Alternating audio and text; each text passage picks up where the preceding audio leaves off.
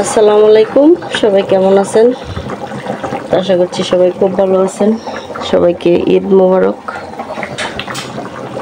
তো এক সপ্তাহ পর ভিডিও দিতেছি, কারণ হলো এই এক সপ্তাহের মধ্যে আমি প্রচুর অসুস্থ ছিলাম, কোনো ভিডিও দিতে পারি নাই। প্রচুর ঠান্ডা, জ্বর, তারপর বুক ব্যথা, কাশি, সব কিছু মিলে তো ঈদের দিন সকালবেলা ভাবলাম একটু ভিডিও করি। আপনারা সবাই কেমন আছেন? অনেকদিন আপনাদের সাথে কোনো যোগাযোগ নাই। মাংস তরকারিটা বসায় দিয়েছিলাম সকালেই,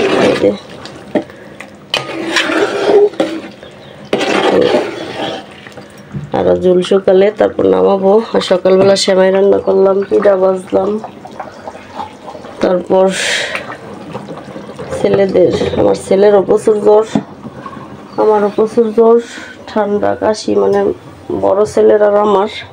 আর এখানে যে পোলাওর চাল অল্প করে রান্না করবো, পোলাওর চাল নিছি, এখানে হাফ কেজি। আসলে কেউ খেতে পারে না বাসার, অসুস্থতার কারণে আমি তো কিছুই খাইতে পারি না। এমন অসুখ, মানে শরীর আমার এত দুর্বল, উঠে দাঁড়াতেই পারি না, অবস্থা খুবই খারাপ। আমার ছেলেরও একই দশা। তো সুস্থ আছে শুধু ওর বাবা আর ছোট ছেলে। তো অসুস্থতার জন্য দেখা গেছে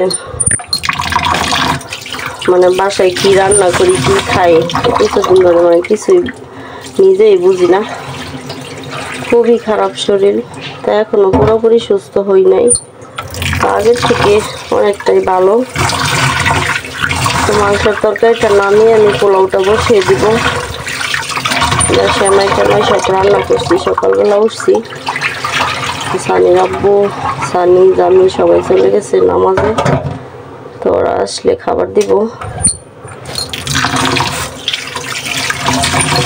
তো কিছুদিন ধরে দেখা গেছে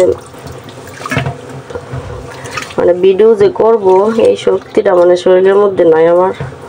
প্রচুর অসুস্থ ছিলাম, তো আল্লাহ অনেকটা আমার হেফাজত করছে। গত 2 দিন ধরে একটু ভালো মানে বোধ করতেছি। তারপরও ঠান্ডা, কাশি, মানে বুকের ভিতরে একটা মানে বুক ব্যথা, দরফরানি, মানে এগুলো আমার রয়ে গেছে। ঈদের পরে ইনশাল্লাহ ডাক্তার দেখাবো। আপনারা সবাই দোয়া করবেন।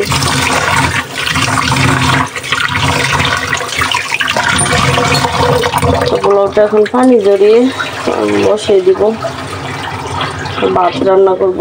আমার ছেলে তো পোলাও খাবে না, দেখা গেছে ওর প্রচুর মানে কিছুই খাইতে পারে না, সব মুখ তিতা টিতা।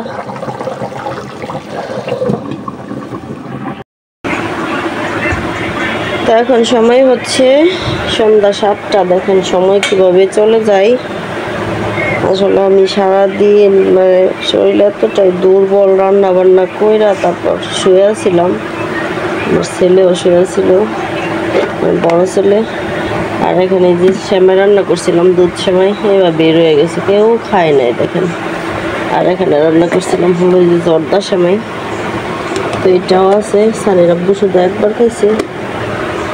জামি বলতেছে এখন সেমাই খাবে, মাত্রই ঘুরে ফিরে আসছে জামি। সানির আব্বুরও দিব, জামিরও দিই। বাপ ছেলের 3 বাপ ছেলের এক ছেলেও, 3 বাপ ছেলের মানে একজনই দেখা গেছে কেউই খায় নাই। শরীর অসুস্থ থাকলে এরকমই, মানে দুপুরে যে খাইছি কি না খাইছি জানি না, শুয়ে আছিলাম সারাদিনই, ঘুমাইছি। শরীর প্রচুর টায়ার্ড, প্রচুর দুর্বল, শরীরেই ঘুম আসে। জামিরে দিয়ে ওর আব্বু বাথরুমে গেছে, তো মাত্রই নামাজ পড়ে উঠলাম। না বলো, টেস্ট করে দেওয়া তো কেমন হয়েছে।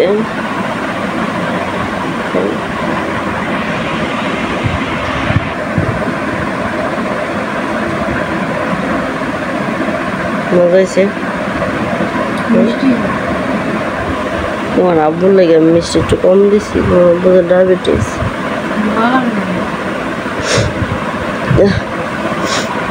এই সময় এমন মিষ্টিও, এর চেয়ে বেশি মিষ্টি দিলে তোমার আব্বু খাইতো না। তো সারাদিন চলে গেছে। দেখেন সারাদিন পরে মানে যা যা রান্না করছিলাম এই যে সব রয়ে গেছে, তরকারি সব বেশি বেশি করে রান্না করছি, তো সবই রয়ে গেছে। আর যেখানে পোলাও রান্না করছি, পোলাও আমি এতটুক পোলাও রান্না করছি, দেখেন সবই রয়ে গেছে। কেউ খায় নাই, সানির আব্বু না সারাদিন ঘুমাইছে, মাত্রই নামাজ পড়ে রয়ে গেছে, ও খাবে না। আর এখানে ভাত রান্না করছিলাম এই যে সকালবেলা, তো অল্প অল্প দেখা গেছে, অল্প করে রান্না করছিলাম, 1 পট চালের অল্প অল্প মানে খাওয়া হয়েছে। তো এই হলো অবস্থা। তো এখন পোলাও আসলে খেতে ভালো লাগতেছে না, দেখা গেছে শরীর খারাপ নিয়ে মানে মন চাইতেছে না এগুলো খাইতে। তো সারাদিন পরে আমি এই অল্প একটু ভাত নেব, খাবো এখন। শরীরটা ভীষণ খারাপ, মানে খাইলেই কেমন যেন একটা বমি বমি ভাব আসে, খাইতে ইচ্ছা করে না। তাতে লেবু নিছি একদম কাটটা,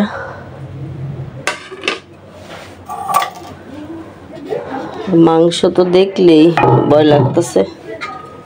দেখেন কেমন তেল, আমাদের মাংসটা মানে প্রচুর তেল ছিল। আমার যে কাশি, মানে কাশলে বুক ব্যথা করে, প্রচুর খারাপ লাগে। সবাই দোয়া করবেন যেন তাড়াতাড়ি সুস্থ হয়ে যায়। বাস এতটুকু নিব।